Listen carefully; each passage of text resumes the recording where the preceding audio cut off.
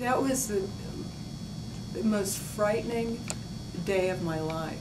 It was like getting a death sentence, and I just could not believe it. It was so frightening that I didn't sleep for 24 hours, and I just, didn't know what I was going to do because I thought that cancer was the end of the world.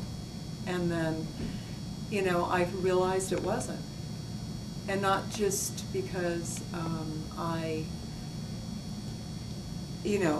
got used to the idea of it, and then, to tell you the truth, once you're in the right place getting the right treatment, you feel that you can see the light at the end of the tunnel. And those doctors that I started with, they were very negative. Actually, they told me I had a 50-50 chance of it returning after all their treatment.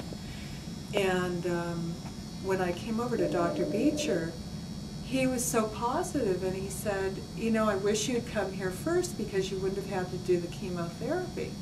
And of course, I wished I had too, and he said, well, we'll get rid of it. And I believed him, and the treatment made so much sense to me because when I was reading about Dr. Beecher's treatment in the Moss reports, it was explaining how it was low-dose radiation and hyperthermia, and it just made sense to me that those two treatments together would kill the cancer cells, and that I knew that so I had a good feeling it would work. And then when I met Dr. Beecher, he was so positive that it was just this like enlightening, like, I know this is going to work, and I believed it, and it did.